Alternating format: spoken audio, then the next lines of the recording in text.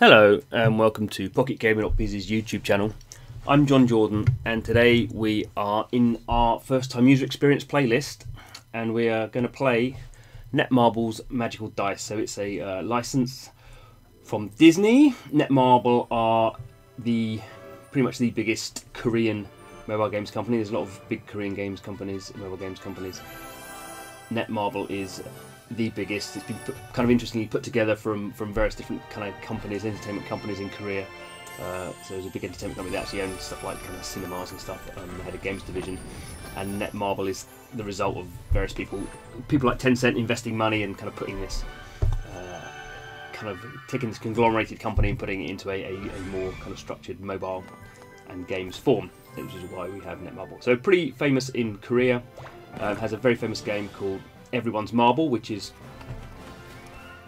in a very broad sense, a version of Monopoly, a Korean version of Monopoly. So that was just the opening trailer going on there. So first thing we get to see, push notifications. I don't really like seeing this first up. I like to play the game first before I see this, but there it is.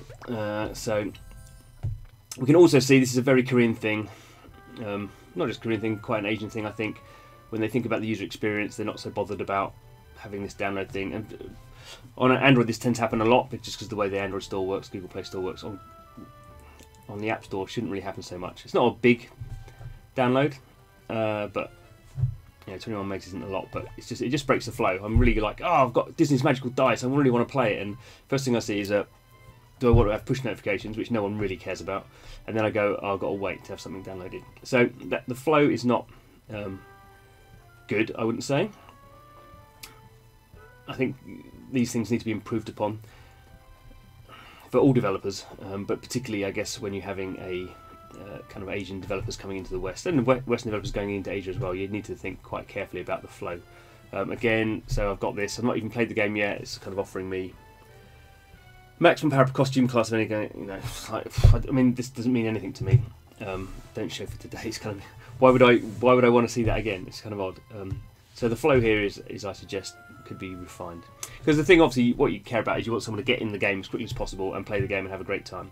You don't want any barriers in the way. I mean, already we've had like 3 barriers in the way of us just getting into the game. So I'm sure a certain proportion of people will just go, right, had enough,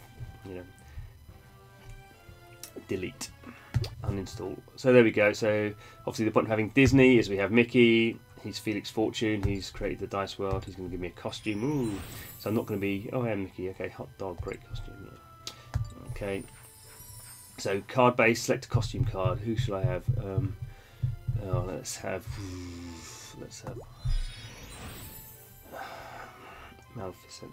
Okay, that doesn't really make sense. So that's my little character there. Please enter my nickname.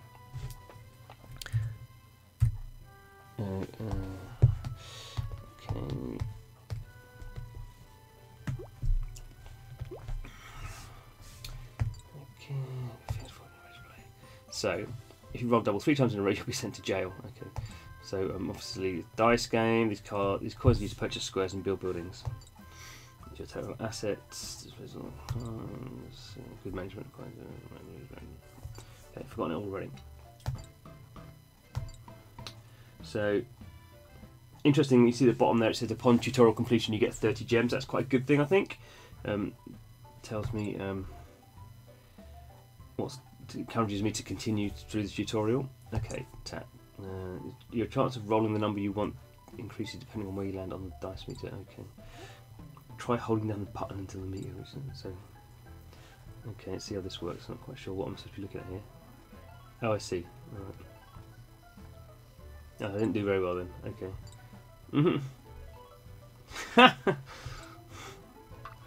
Okay, it should make that a bit easier, I think. Okay, so amazingly I got a 10, I rolled a double, so that's obviously another encouraging thing to get me to be happy about the game. I get another roll. Where's my roll gone then? Oh, she's moving. Okay, what she's moved to. So this is where the Monopoly bit comes in. I can buy a square. Let's roll again since I rolled a double. Jolly good. Let's aim for an even number now, so that may handle us on like the fortune. Where's the fortune? So it's 2. 2 or 6. Oh, okay, that's interesting. So Takes somewhat of the fun out of it, I suppose. Oh! Okay, that wasn't very clear either. But anyway, okay, to 10. Fortune cards, what a surprise, got another 10. Try my luck, draw a card. Move to start. Okay, lap bonus 300, that's the gold currency.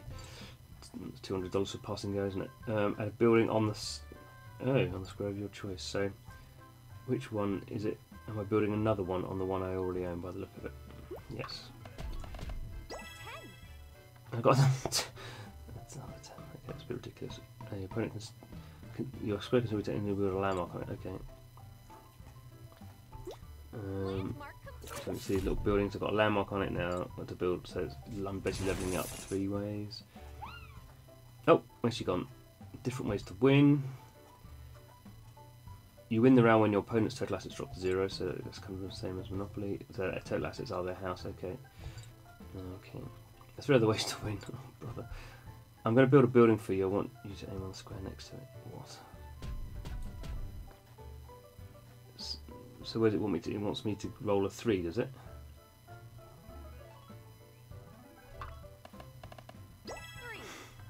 Okay.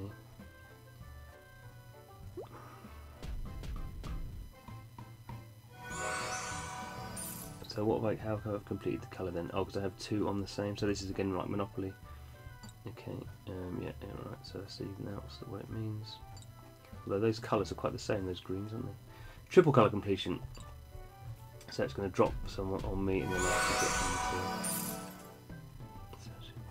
But what am I rolling on for? I don't know what I'm rolling for. I didn't get that right, did I? Actually, but I did. So basically, no matter what I roll, it's going to give them to me. So triple colour completed. Completing bonus of 1. Well, I'm not playing it as anyone. So. Okay, so I've got 3. I've got 3 sets there. Okay, you win the round and receive double rewards. Alright, let's line up. Let's get back to that last time. So if I get a line, which is odd because this is going to be. I had a line before.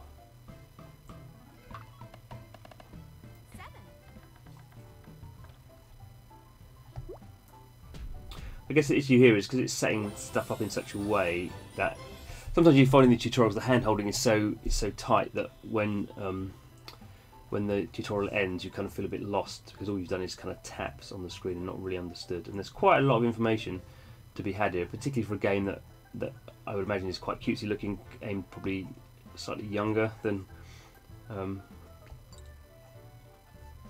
the average game. I suppose it's Disney though, so that's maybe alright. Well, oh goodness.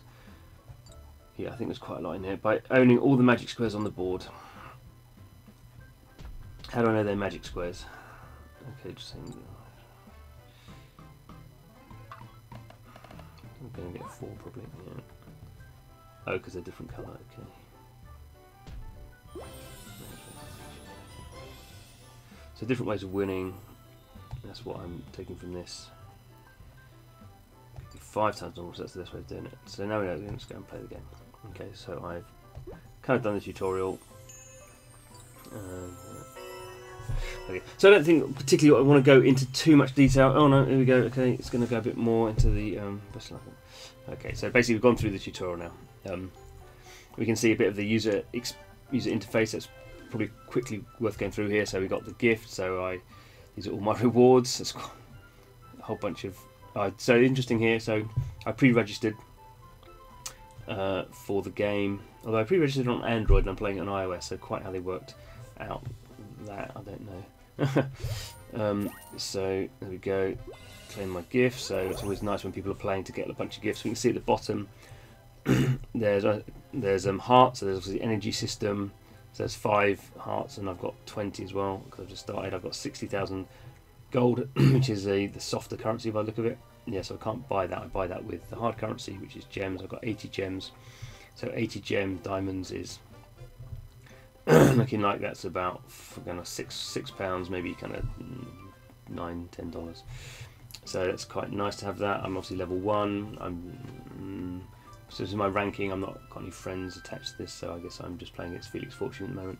So let's go to the item shop. I get a free draw. So there's obviously some sort of This is where I can draw new costume cards for my collection that's drawn for free. So this is obviously a card-based system. I'm going to get a free draw this time. Purchase items free. What do I get in here? What do I get in a card pack?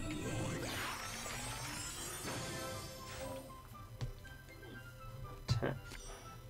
Cinderella. Okay, let's go and change out my costume card. So is this a better card than I've got? How does that change?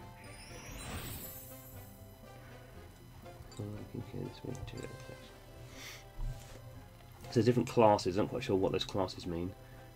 Now obviously most card battling things you kind of upgrade them, not quite sure. What, so there's card level 1 and there are different attributes. So not a lot of difference between them. Dice control is better for Cinderella. Let's use a B rather than a C, I suppose. Got more likely to get a golden card. Okay. Oh, here's the power-ups. Okay, so learn to power up a card. Use some of your leftover costume, so I can basically use. So this is the usual stuff with cards. So I'm selecting 5 cards. It's given me 6 cards even. I'm going to power them up, use some currency. They're going to disappear, and Aladdin's powered up. I haven't even got an Aladdin card, so Aladdin's now level 4. Excellent. Okay, gives me. Okay. Fusion, can't do that yet. So fusion is when I have 2 cards the same, so I have 2 Aladdin cards and I put them together. So very standard card collection mechanics. So you have what we call gacha, which is kind of random winning of cards through a kind of randomized process. Then collection, you collect the cards and then you fuse them. So that's really what is the big monetizer, certainly in places like Japan, where pretty much Puzzle and Dragons. That's all it is about, kind of gacha collection fusion. Cool. Okay, so that's interesting. So we have a. There he is. So change to Aladdin. So you can see there's a very cutesy game, which is not probably that complicated when we start playing it, but at certain levels of complication that maybe a bit hard for the tutorial, and then quite a hardcore, not hardcore in terms of it's going to be aggressively monetized, or maybe, but obviously these kind of card collection things are. There's a very well understood monetization method, which is getting you to spend money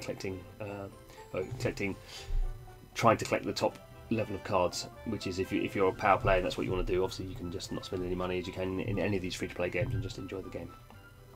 Okay, so that's interesting. I think interesting game. I think certainly it would be interesting if it wasn't have a Disney license on it. The Disney license makes it particularly interesting. I'm sure that means Disney will have powered down some of the things that Netmarble might have otherwise been choosing to in terms of monetization and such like.